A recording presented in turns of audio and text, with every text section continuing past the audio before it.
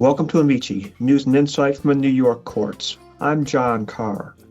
In this Diversity Dialogue segment, we're joined by Mindy Jeng, who was born in Taiwan and came into the court system as law clerk to then Chief Judge Jonathan Lippman. She now serves as special counsel to Justin Berry, executive director of the court system. Mindy's roots are actually in China, but her grandparents fled around the time of the Communist Revolution, and her parents emigrated to the United States when Mindy was 2 in search of better opportunities. A graduate of Princeton University and Stanford Law School, Mindy continues to spearhead one of Chief Judge Lippman's signature initiatives, the Pro Bono Scholars Program, which we will discuss a bit later. But first, I'd like to go back in time. Mindy, set the scene for me, if you would. So your grandparents are in China during a very volatile period, really throughout Asia. Why did they leave, and why did they go to Taiwan rather than elsewhere? So my grandparents were born in China. My grandfathers both fought in the Nationalist Army. And after the end of World War II, there was a civil war going on in China for political control. And my grandparents, along with many other people at the time, fled China for Taiwan as the communists took over the country. They saw Taiwan as a place where they could have more freedom and opportunity. And my maternal grandmother was only a teenager at the time she left China. She told us that her uncle basically took her and her brother in the middle of the night, and her mother stayed behind in China. So, it was basically a family separation, and she never saw her mother again after that. And I think during the war times, a lot of families were separated that way. Did you know your grandfathers? So my maternal grandfather passed away when I was very young, but my paternal grandfather, yes, he eventually came to live in the U.S. after being in Taiwan for many years. Did he talk about the war years at all? Not that much. He didn't say, that much of what happened, but, we all knew it was a very difficult experience. They went through a lot during that time. Now, I think you told me offline that one of your grandmothers still in Taiwan. Yes. So I really have much admiration, respect for both of my grandmothers. My maternal grandmother is still in Taiwan. She was very young when she got married, and she was essentially in an arranged marriage with my grandfather, who's 10 years her senior. She was a seamstress, and they had 7 children. So my mother grew up in a family that was very poor. They did not have indoor plumbing, when my mom was young, and they often didn't have enough food to eat. She and her 4 sisters would share a room and one bed. But even though they were very poor, my mother always said to me that she had a very happy childhood. She said that, she'd play with her siblings and play with all the neighborhood kids, and they would just run wild in the neighborhood with very little adult supervision. Now, how did your parents meet?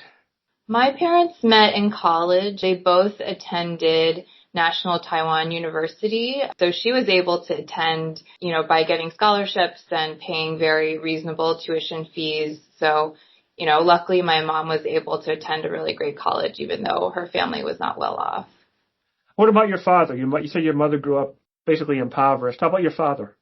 My father was definitely more well off. So my paternal grandmother is also a very strong role model for me. She was the breadwinner in the family, and my grandfather's businesses were not successful. My grandmother basically supported the family by working as a government employee, and so she earned enough to put my dad and his brother in private school, and it was always something that she was very proud of. And she ought to be. So what made your parents want to leave? So after they finished college, they came to the United States to study for their master's degrees. They came to the States to look for work and for more opportunities, just like many other immigrants. I know it was hard on my mom, though, because she had a big family and she was very close to them, but it was something they felt like, there was a better future in America. Do you know how difficult the immigration process was from getting permission to come here in the first place to obtaining citizenship? Yeah, so I would say my family was very lucky. My mom got a job offer after she finished her master's degree at RIT in Rochester, and her employer was willing to sponsor her immigration papers, even though she wasn't a U.S. citizen. And both of my parents were able to secure status through their employment. And I myself was able to get a green card by virtue of my parents' status, and we eventually became naturalized U.S. citizens. I think about that a lot, how it's really not anything that we did to earn or to deserve, but it was the good fortune of having an employer that would sponsor them. Do I recall correctly that as a toddler you stayed with your grandparents for a while before your parents got settled in America? Yes, so when my parents were starting grad school in the States, I was very young and they knew it would be difficult and expensive to find childcare in the States. So I stayed with my paternal grandparents in Taiwan. I myself don't remember any of it, but it does make me sad for my parents that they missed out on that time period when I was a young baby, but it was a sacrifice they made as an immigrant family. So then they come over, and where are they living? So they first lived in Rochester, New York. That's where they attended grad school at University of Rochester and RIT. Then we moved to the suburbs outside of Philadelphia. And then later we moved to Columbus, Ohio. And then later on my parents moved to New Jersey. So we moved around a little bit. Told me that, while your parents spoke a little English when they came over, they were really not fluent. Did you have a sense that they felt isolated or marginalized in their adoptive country, living in all these places where there probably weren't a whole lot of people who spoke their language? So my parents both had to very quickly improve their English to survive in their work environments. My dad was an actuary, worked for insurance companies. My mom was a computer systems engineer and she worked for telecommunications companies. So they both worked in very technical fields. And so adapting to a new culture was challenging for them, but they had a lot of wonderful friends and colleagues, wherever they went. I think, like, my dad is a huge football fan now and, he didn't have any of that growing up. So I think that's something he learned to adapt to the culture. Both my parents did experience some discrimination. So as an example, my dad, as an actuary, he has to pass 10 of these very difficult exams until you can become an actuarial fellow. And usually once you pass those exams, you're promoted in your workplace. And he noticed that he was not promoted after he passed his exams while his peers were. And it wasn't until he had filed a complaint that, that situation was fixed. So, there are instances where, they notice that they're treated a little differently. What about you as a little girl growing up in an immigrant household? Did you feel different from your classmates? Did you endure any discrimination yourself? Yeah, I would say that I did feel different growing up, and it did make me feel a little self-conscious because I just wanted to fit in and be like everyone else. There's a few experiences that stick out in my mind, and this wasn't discrimination or anything, but I just remember in first grade we had an assignment, and it was to bring in construction paper for our homework. And, since it was a pre-Google era and the teacher didn't explain it, I had no idea what construction paper was. And I thought it was, something that you build houses with, or I don't know. So like some of those small things that you wouldn't expect, you do feel like, oh, okay, I'm a little bit different than others.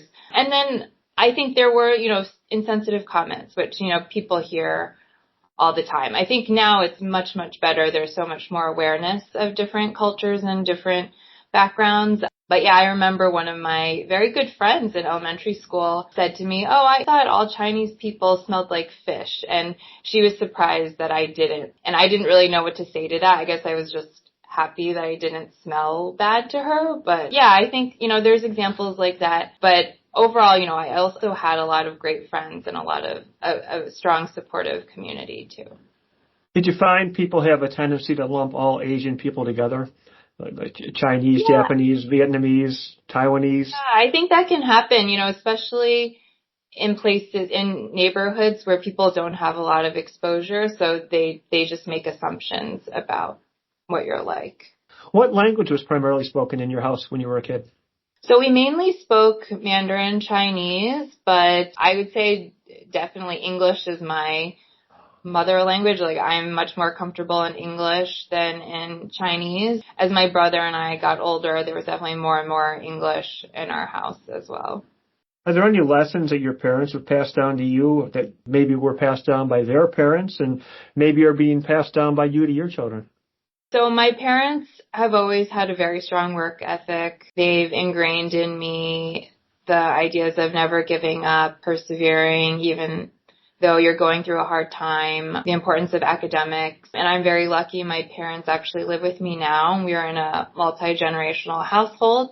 So my kids still learn lessons from my parents every day. You mentioned the emphasis on education, and it's kind of obvious with you. You have degrees from some pretty prestigious schools, including Princeton and Stanford. What did you take at Princeton?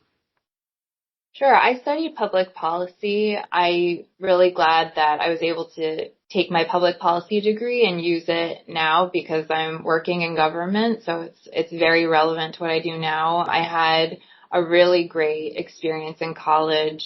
I worked on, really interesting policy issues. I studied abroad in South Africa for a semester. I worked on a senior thesis my senior year. So I really have very positive memories of Princeton. At that time, were you thinking of maybe becoming an attorney? No, I wasn't sure. I knew I enjoyed writing and I wanted a job where I could help people, but I think I didn't know much about the law at that point, so I didn't know yet. I've interviewed a number of people, a number of immigrants on this program, and a consistent theme is they want to help people. Is that a coincidence? Yeah. No, I think because you realize how fortunate you are to be here, and I think you just want to pass on, or give to the next group like what you can, because it's important and you don't take for granted, what you have and the ability to be here. That's another very consistent theme I hear with immigrants, gratitude. Do you recall when it was you decided to go to law school and why?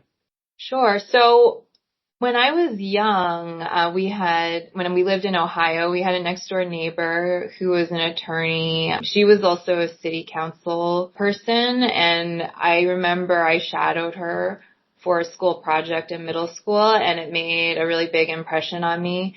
I really enjoyed seeing the work that she did and learning more about the legal profession. And since I had no lawyers in my family, it was really my first exposure to the legal system. And that was when I first became interested in law school, but I didn't, decide for sure till after college. And then when you were at Stanford, did you know what type of law you were likely to practice or wanted to practice?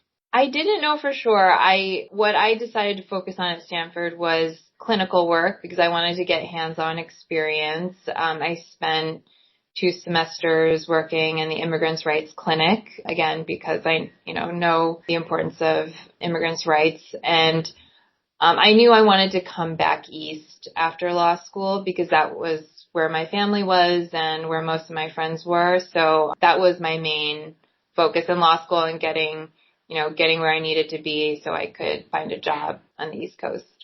Which you did do. You came back and you landed a job with a very, very prestigious Manhattan firm, Simpson Thacher. What sort of work were you doing for them? So I worked in the litigation department. I ended up working on insurance defense cases on behalf of insurance companies. There's also some securities litigation work and white collar defense work. And I also got to work on some pro bono cases as well. And then how did you become one of Chief Judge Lippman's clerks? So Roy Reardon is a partner at Simpson Thacher, and he also happened to know Judge Lippman. Roy asked the young associates at Simpson if, they were interested in applying for a clerkship with Judge Lippman. And so I jumped at the opportunity and I interviewed and I got the position. So I'm very thankful to Roy and Simpson for that opportunity. I've been told that there are few greater learning opportunities for a young lawyer than to clerk at the highest court in the state. Would you agree with that?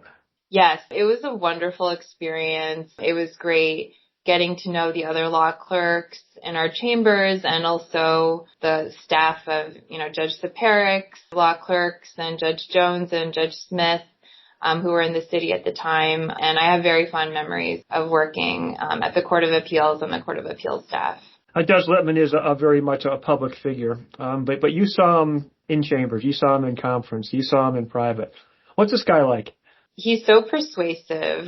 He has such a strong will, and it was amazing to see how he was able to get things done. He's a very inspiring leader. He would come up with these ideas and really put them into action and make them a reality. So I definitely learned a lot from him, and he is, a very inspiring mentor and leader.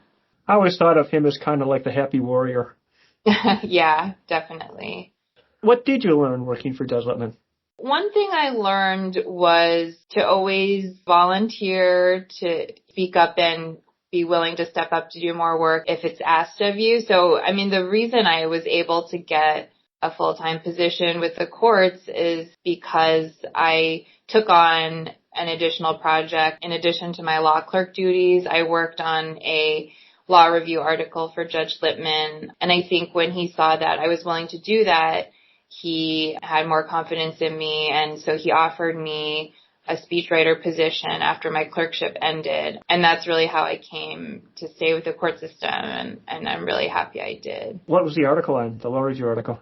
It was about domestic violence victims, and so just sort of the history of how the law has changed and in the past, how a lot of the courts didn't believe women when they would say that they were abused, and, it was seen as a private matter, but how that law has evolved and changed.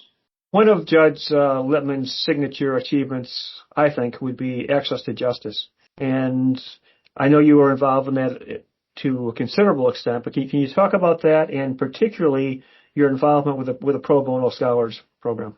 Access to justice really was the overarching theme of Judge Lippman's tenure, and he was the one who began putting the money for civil legal services in the judiciary budget, and now there's, over $100 million every year going towards that. We worked on a lot of speeches emphasizing the need for more funding for legal services for low-income people in New York. And he also thought that legal education was very important, and he wanted young lawyers to know the value of pro bono work and the importance of pro bono work very early on in their legal careers. So he came up with a pro bono scholars program to do just that. He worked with Matthew Diller, who's the dean of Cardozo and then later of Fordham, to come up with the program. So third-year law students spend the last semester of their law school dedicated to pro bono service, and then in exchange they are able to take the bar exam a few months earlier in February before the rest of their 3L peers.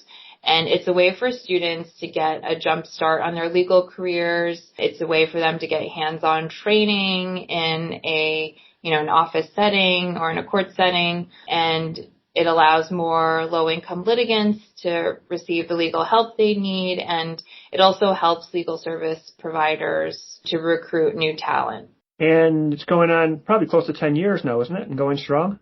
Yeah, it's over 10 years, and we've had very positive feedback from the students and from the legal service providers and public defenders who host the students for the experience as well. And I know a lot of them have had recruitment issues, and they see the program as a pipeline, as a way to get young lawyers interested in that field of work. Now, Justin Berry is a man that makes sure our lights stay on and our trains run on time. And you are now, I believe, his special counsel. What do you do in that capacity? Yeah, sure. So I work on a variety of different projects for Justin. A lot of them involve the different OCA divisions. I assist when the need arises in e-filing, and very recently I worked a lot in court facilities when there was a vacancy there. I also just work on various one-off projects like updating the court officer's manual, updating our discrimination and sexual harassment policies, assisting in planning the student aid program. And I just do whatever legal or policy research that Justin and the judicial leadership team requests. Seems like a heavy load. Yeah, but it's really great because I get to speak to so many people throughout the court system. So it's really, I really enjoy my work, and Justin is a great colleague and supervisor, and I really enjoy my job right now. Actually, he reminds me a little bit of Judge Lippman. Yeah. Even keeled, quick to make a decision, decisive. Very decisive, yes. Now, how do you manage all of that while having an 11-year-old and 8-year-old twins at home? I have an amazing partner, my husband, David. He does a lot of the, pickups and drop-offs when I'm in the office. And my parents also live with me, so they help out so much with childcare. When my kids were younger, we had a nanny, so that, it definitely takes a village. And also just a lot of carpooling, relying on friends and everyone. It sometimes you can't do it by yourself because it's too hard. I don't know if they yet realize it, but I suspect your children are benefiting immeasurably from the contact with their grandparents. Yeah, I think so. I think it is very precious. I think it is unique in a lot of immigrant families that, we live in more multi-generational households. It's more common, I think, but yeah, I found it to be a really great thing. And, for us, it was a remnant of COVID. It just happened that my parents sold their house and we needed the help. And so they moved in and they've just stayed with us. And it's been really great. Where do you live? I live in Glen Rock, New Jersey. So turning back to your heritage, do you identify more as Chinese or Taiwanese? It's a complicated question. I would say both because I know I have, roots in China, but my family is in Taiwan, and a lot of the traditions and, cultural heritage aspects of my life are rooted in Taiwan. So I would say both, but probably more in Taiwan now. You mentioned traditions. What are some of those traditions that you carry on or celebrate? So for Lunar New Year, we do have a big family dinner with, noodles and fish, a lot of the traditional foods. We give red envelopes, which are basically money packets, to the kids so that they definitely enjoy it as well. When is the Lunar New Year?